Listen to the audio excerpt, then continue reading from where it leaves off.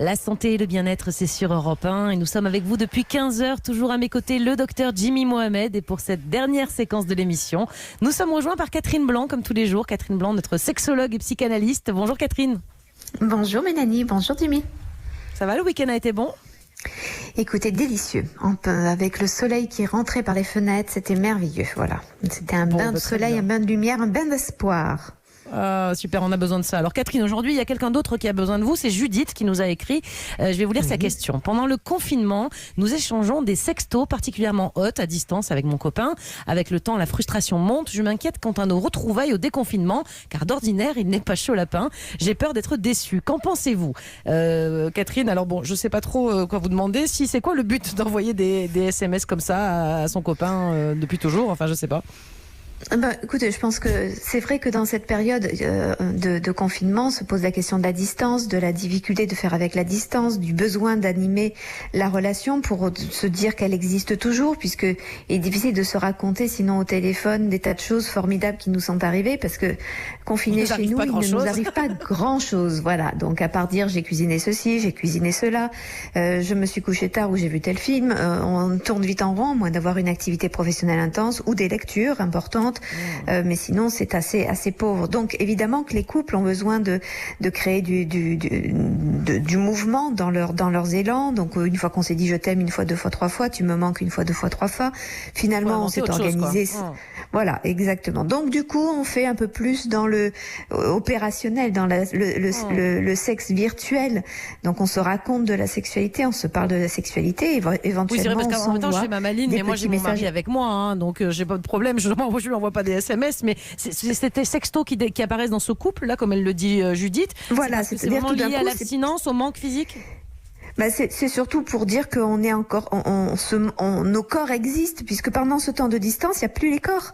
Et c'est toute la difficulté, c'est-à-dire qu'il y a la pensée qui va vers l'autre, mais qui se pose sur une idée que l'on se fait. On a besoin de se voir pour de vrai, donc on se regarde les visages, mais du coup, les amoureux veulent regarder leur corps ou montrer leur corps, parfois animer leur sexualité en disant, en se promettant des choses, on pourra faire ça, j'ai pensé à toi de telle manière, dans telle situation, telle position. Et du coup, ça va crescendo de plus en plus fortement. Sauf que le confinement s'éternise, donc le crescendo monte. Alors le risque, évidemment, c'est que... Et après, ça va...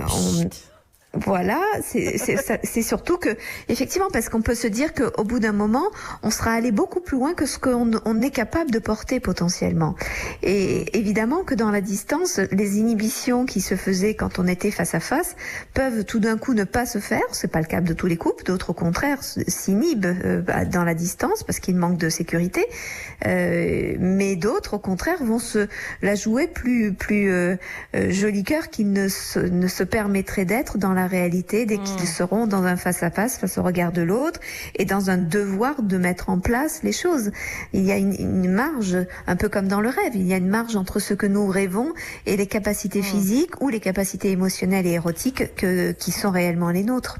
Bon, je donne la parole à Jimmy parce qu'il a plein de questions à vous poser. Allez-y Jimmy, je sais que vous attendez tous les jours cette chronique avec impatience, alors allez-y. Bah oui, exactement. Bah oui, non, voilà.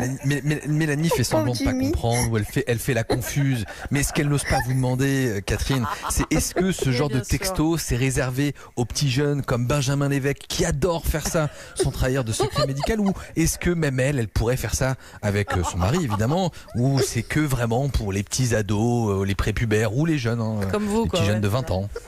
Je crois qu'aujourd'hui tout le monde peut s'autoriser. Effectivement, ce ne sont pas que des Benjamin Lévesque. Évidemment qu'il y a des Mélanie Gomez aussi, évidemment. Oui, Et heureusement, même avec leur mari de l'autre côté de la porte. Ceci étant, est-ce que c'est gage d'une relation amoureuse forte de se les envoyer ou de ne pas se les envoyer? Est-ce que ce serait la marque d'une pudeur ou d'une inhibition? Je ne crois pas. Je crois qu'heureusement, il y a des tas de façons de se traduire notre amour, notre désir, même brûlant, incandescent. Il y a des moments où on bouscule nos pudeurs. Il y a des moments où la pudeur, au contraire, a un accent d'érotisme extrême. Donc pas de modèle et pas d'âge. D'ailleurs, il n'y a qu'à voir la poésie. La poésie a été extrêmement érotique, très sexuelle et très démonstrative à l'époque où il n'existait pas de téléphone. C'est ce que j'allais dire, Catherine. Je veux pas casser l'ambiance. Je veux pas casser l'ambiance, Catherine, mais c'est dangereux quand même aussi ces choses-là, parce que là, bon, elle dit pas si c'est un couple qui est ensemble depuis très longtemps ou pas. Faut faire attention un petit peu quand même avec tous ces sextos, ces choses qu'on peut envoyer comme ça dans des périodes confinées où on n'a pas tout à fait les neurones à sa place, non? Enfin, je sais pas, faut être prudent quand même. Non, oui, il vaudrait mieux pas l'envoyer à son patron, par exemple. Non, ça, j'avais même pas pensé à ça, mais. Mais parce que ça arrive, Ouais. parfois pas du tout aux bonnes personnes, sans parler bien sûr des couples légitimes, bien sûr, et la possibilité que ce soit des membres de la famille qui tombent dessus, ce qui ne serait évidemment pas une bonne chose. Mais effectivement, indépendamment de ça, il y a aussi le fait que n'oublions pas qu'Internet n'est pas un endroit de toutes les sécurités. Soyons prudents. Merci beaucoup, Catherine, pour tous ces conseils. On vous retrouve bien sûr demain. Je vous souhaite